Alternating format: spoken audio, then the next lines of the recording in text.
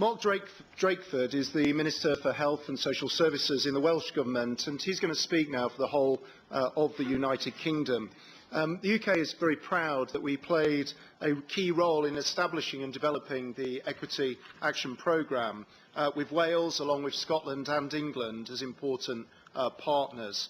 So Mark is going to talk about what is Equity Action and why does it matter as a programmatic approach.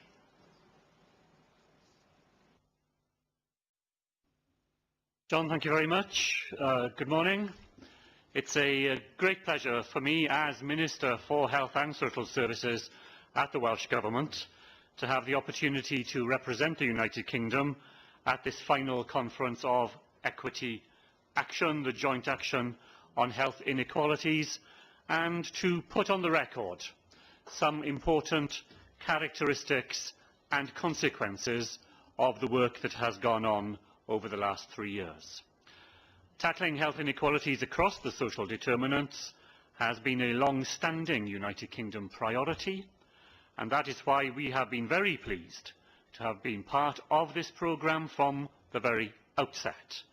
It was a key theme of our European Union presidency as far back as 2005, and we've continued to work on the issue alongside in Europe with the Commission, with EU member states and with successive presidencies, including those from Finland, Spain, Poland and others who have given priority to the health inequalities agenda.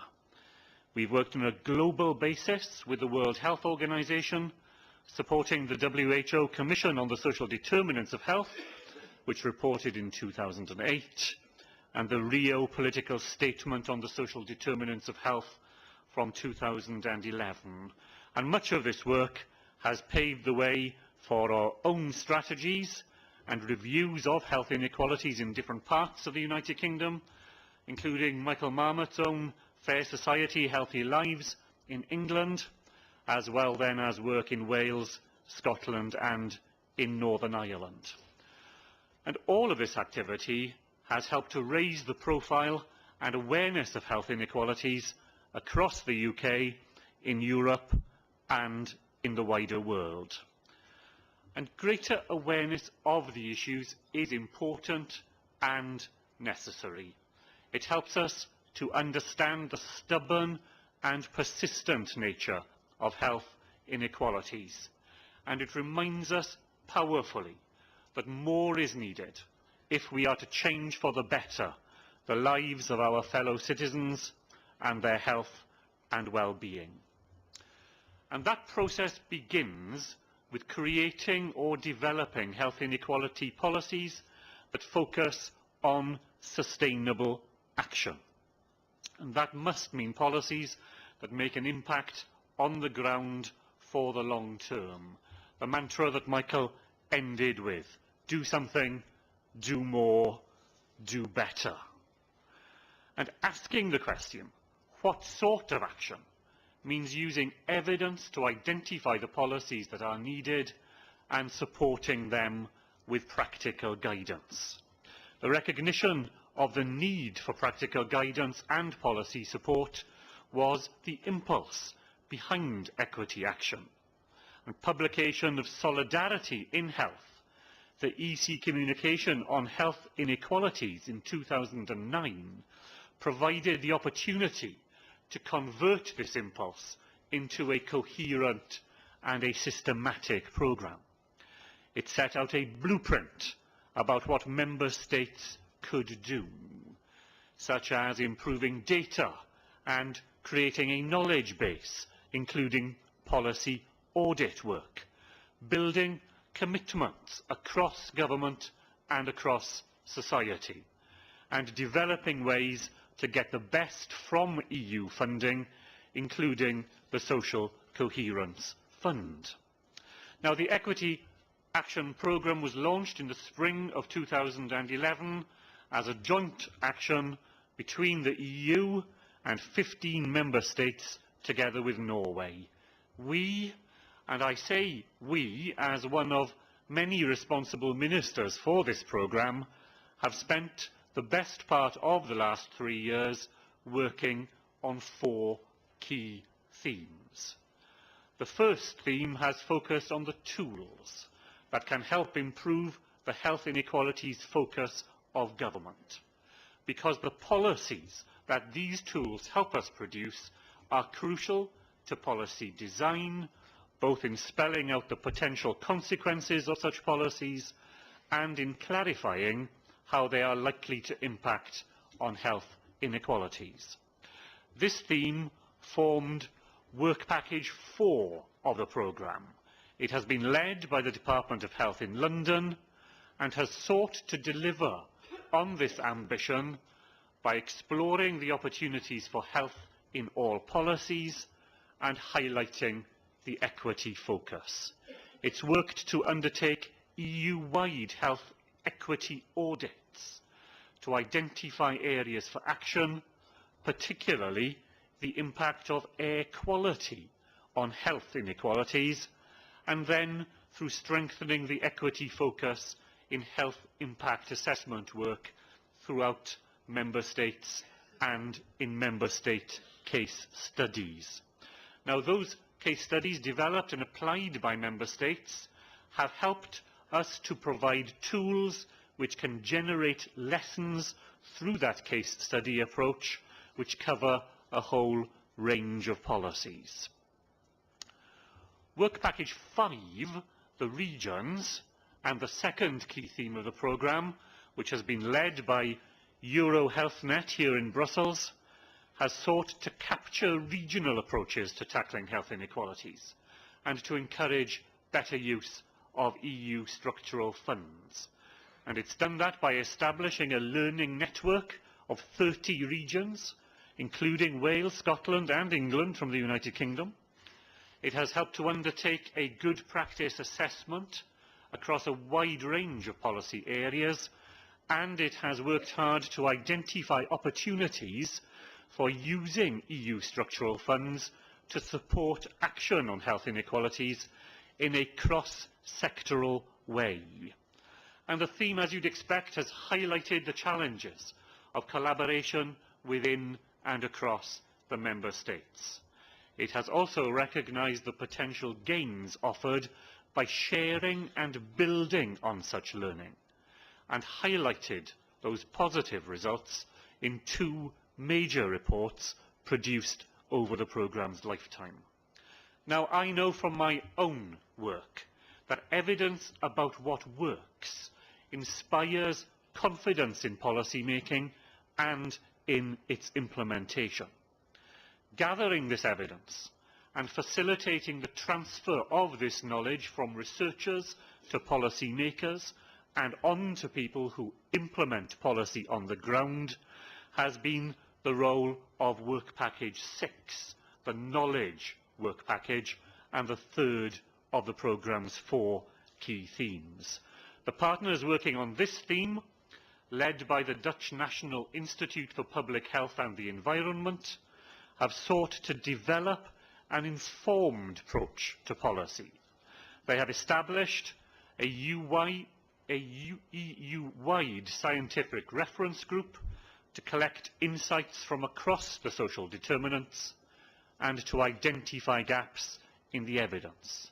They've commissioned fact sheets and literature reviews to reflect these insights, such as the links between health inequalities, poverty and work, which Michael Marmot explored in his presentation.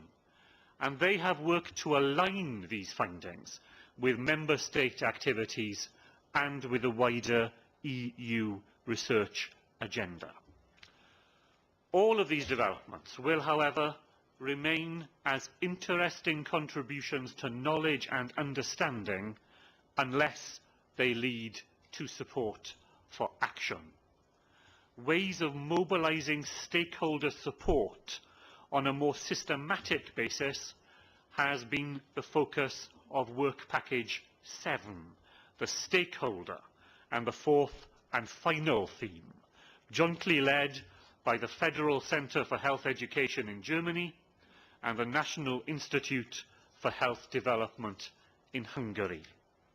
This is the work that has sought to build commitment to the health inequality agenda across society. And it's done that by facilitating international and national stakeholder debates to share experiences and learn about working with government using health equity as a starting point. Using this learning to develop stakeholder engagement guidance for health and other sectors across the social determinants, the built environment, education and social welfare, to mention just three. Now, the programme has many achievements to its credit. Getting health inequalities on the agenda or raising its profile has been in itself an important ground gain through the actions that the programme has taken. France and Sweden have both used the opportunity of equity action to boost their efforts in this area, highlighting the general profile of health inequalities under the EU banner.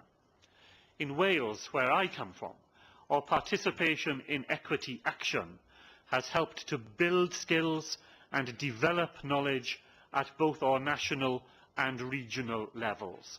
And this will be reflected in a very important piece of work for us, our strategic bid for 2014 to 2020 European Social Fund programmes. And this bid will specifically meet our ESF priorities of tackling poverty through sustainable employment and promoting social inclusion. Getting health inequalities into the decision-making process has helped us both to make progress ourselves and to be taken seriously by all those others whose actions in their spheres of responsibility have such a major and shaping influence on both the production and the elimination of health inequalities.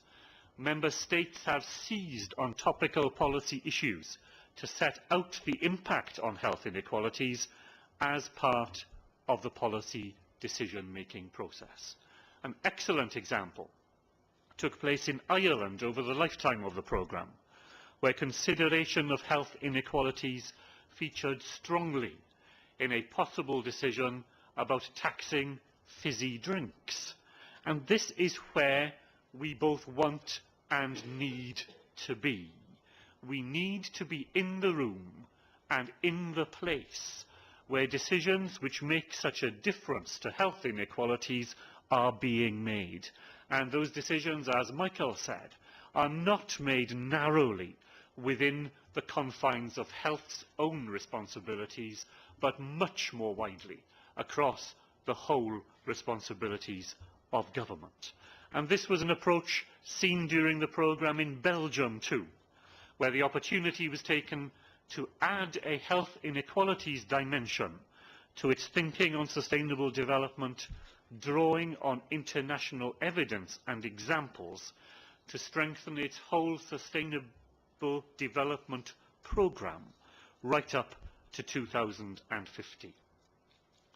Now, getting health inequalities into mainstream EU structural funding programmes helps increase the resources directed to the issue and opens up new partnerships, getting us beyond the public health world and engaging with business, environmental and educational partners. We can see this today in Greece, which is working with new partners to win structural fund support for a Child Prosperity Alliance in Kefalonia. Or we see it in Wales, where our Community Wellbeing programme already attracts support from the European Union as it seeks to bridge the gap between health and those other services and the vulnerable groups whose need is greatest but who so often struggle to obtain the help and assistance that they need. Chair, I just want to offer a few reflections on the whole programme process. This joint action has been a considerable challenge for each of the participating member states. Working on these 4 themes has shown us not only differences in language and meaning, but also differences in structures and approaches across the European Union. Importantly for this work, there was no attempt to set European standards for member states, but rather to proceed deliberately by the sharing of learning, and often learning while that learning was actually taking place, and to strengthen good practice across the EU while recognising the differences in circumstances and approach for each member participation. Now, these challenges magnify the achievements of the programme, and while you will hear more on these achievements throughout the day, I want to offer just a few reflections on that work of the last 3 years. Of course, it is fair to say that there were some mixed results from individual programmes, and indeed all the partners faced difficulties at some stage during their participation. But the alternative of taking no action when we know that health inequalities are avoidable and addressable is simply not an option for those of us in this room. Facing and as far as possible overcoming these difficulties has highlighted important strengths of the programme and a commitment to action from the member states. Learning together by working together has shown how we can make progress together across our borders. Now, we need to apply this new confidence and this new knowledge in our home arenas, engaging with our own colleagues at a national and a regional level to foster greater engagement with the health inequalities agenda and the actions that flow from it. And the scope of those actions and activities covered by the programme has been genuinely staggering. New perspectives and learning has emerged from which we can all borrow and use in our own work to drive action across the whole of the social determinants.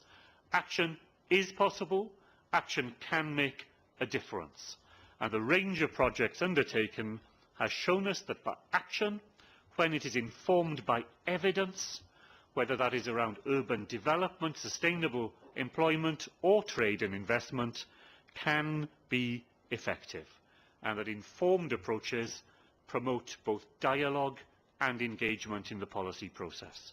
Chair, let me conclude by saying that although the formal programme is coming to an end, it is absolutely no reason for the work on health inequalities to end with it, given the results of this programme.